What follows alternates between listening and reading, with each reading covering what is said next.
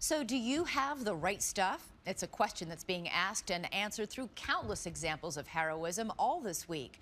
But there is another provocative question that goes along with it. Are you actually born a hero, or do you become one during those few seconds that can mean the difference between someone's life and death? As Jim Avila finds out, there's actually something of a science to it. Man, this is really nuts. That's a road right there. I never witnessed anything like this ever. New Yorker John Candelaria bearing witness and recording Hurricane Sandy Monday night. You can hear it howling, just whistling. Then he spots a taxi trapped in a whirlpool. He leaves the safety of his apartment, wades into icy floodwaters, and saves a total stranger. When I got to him, the water was already up to his chin. 5 more minutes and he would have been drowning. Neighbor Rita Callahan watched him do it. He saved his life. Bottom line, he's a hero. I was never a lifeguard at all. This was my first time actually jumping into action and saving somebody. I didn't know I had it in me. But it doesn't always take a hurricane. Some spring into action at the first sign of trouble. Just watch.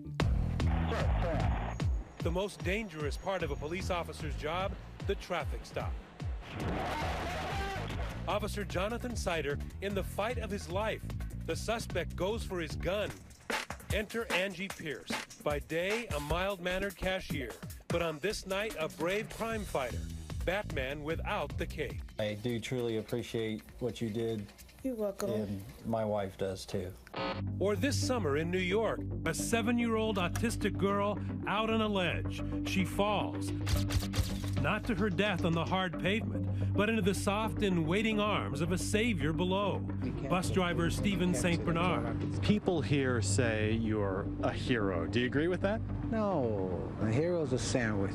Professor Rob Willer says research now shows heroes are people with a key, perhaps surprising character trait: high self-confidence. They feel like if they take an action, that action will be successful. They're the kind of people that think that their behaviors will be effective.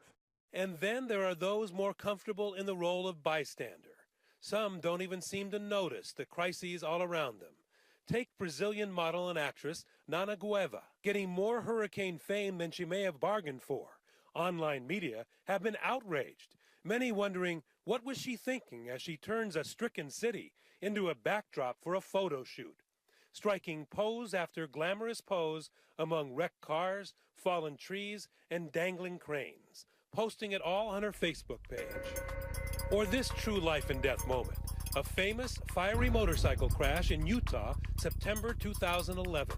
Brave strangers banding together in a superhuman feat of strength, lifting the burning BMW, dragging an unconscious motorcyclist to safety.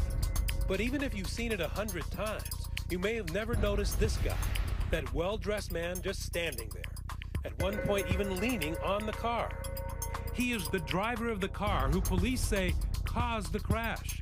Witnesses at the scene say he appeared to be in shock, but many YouTube commenters had another explanation in their outrage, calling him a coward, a selfish jerk, and speculating he didn't want to get his suit dirty. There's a variety of reasons why people don't intervene in emergency situations. Sometimes they might not feel personal individual responsibility. They might feel that other people already are taking care of the problem, that they would only get in the way. No one would have ever known if Billy Cretton had decided to remain a bystander when this Bronx apartment building caught fire in 2009. Cretton is in his store on the ground floor. He spots a little boy trapped 4 stories up. A firefighter inside rescues the boy, but needs help, handing the child out to Cretton, who carries him down the fire escape to safety. What's inside you that's different?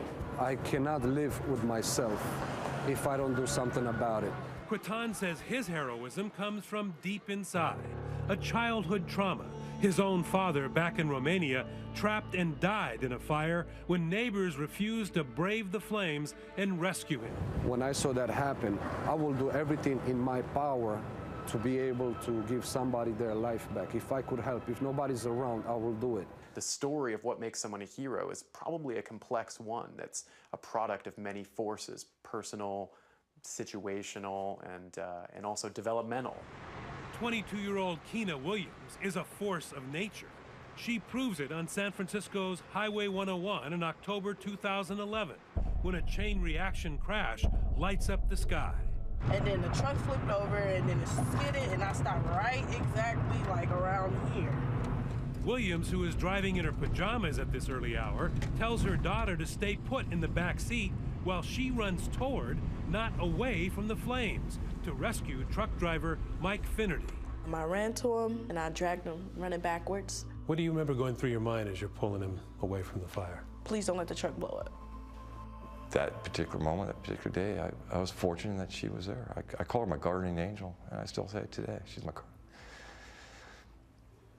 The Heroic Imagination Project in San Francisco says their research shows some surprises. City folks may be more likely to be heroes than their country cousins. Yes, they study this stuff. African Americans were 8 times more likely to have done heroic deeds than Caucasians. Hispanic men, but not women, were twice as likely. So now we're trying to follow it up and say, how come? For more research, the Heroic Imagination Project will have to look no farther than their own offices. They now have a hero on staff. They hired Keena Williams. I don't look at myself as a hero. I just look as I'm a good person, and if I was in that situation, I would want someone to help me. Back in New York, John Candelaria has a memento of his heroism, a single snapshot with the cab driver he plucked from the rushing water. He doesn't even know the name of the man he saved.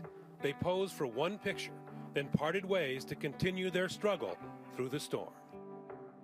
I wasn't trying to be a hero, but I just want to be like I think that's what humans should be doing. Instead of posting pictures up on Facebook or Instagram and stuff like that, you know, we should care for each other.